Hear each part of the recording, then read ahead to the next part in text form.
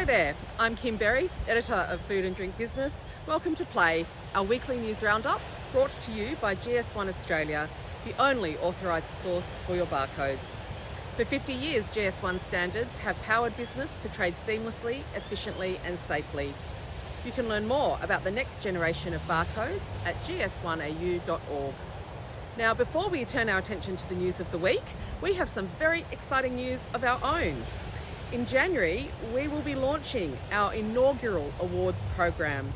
We have called them the Hive Awards, inspired by bees and their hive, a flawless system that runs 24/7, which we felt reflected the complexity, interconnectedness and tirelessness of Australia's food and drink manufacturing sector. There are 10 awards covering different parts of the industry, different sized businesses and individuals. You can head to the website, thehiveawards.com.au, to register your interest, but otherwise, brace for January's official launch. Also, we are still looking for our headline sponsor. So if you're keen to have me talk about your company a lot in 2024 and have the special place of supporting the awards from the get-go, please get in touch with our National Sales Manager, Sharon Amos.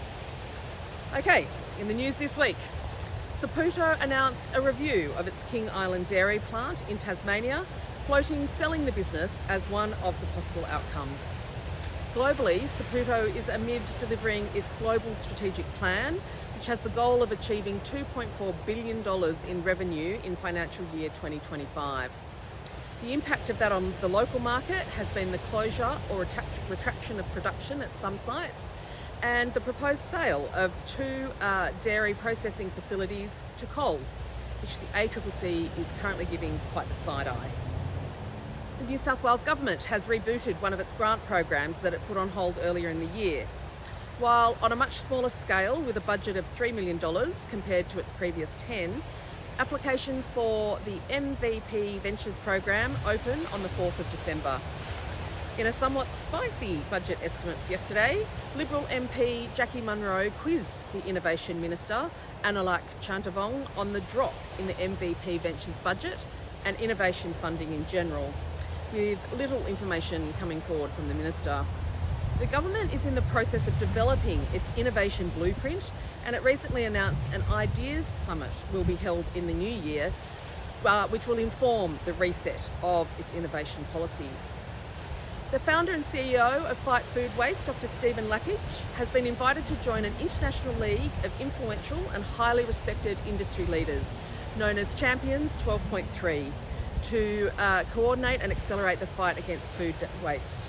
This is a big deal. Lappage is the first Australasian representative, but it also is a real recognition of his work and a leadership in Australia towards finding sustainable solutions for food waste.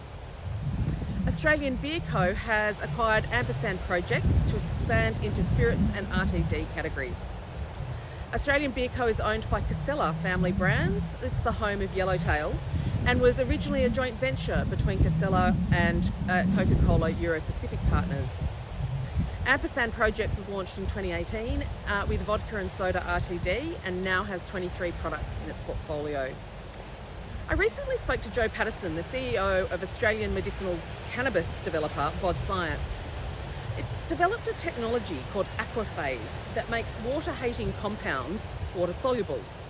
So while the company did actually develop it to enhance the delivery of CBD, it realised that aquaphase could be used by the food and beverage industry in the formulation of functional and adaptogenic products. It's a flavourless, colourless, stable and agnostic, as in you can apply it to pretty much everything, and it's been proven to increase the absorption of the primary ingredient as well as allowing a higher concentration of that ingredient in the product. It's really exciting and it's Australian to boot. Now, for all these stories and more, head to the website foodanddrinkbusiness.com.au. Remember to subscribe and tell your family and friends to do so. Thanks to GS1 Australia, and with that, I'm Kim Berry, over and out.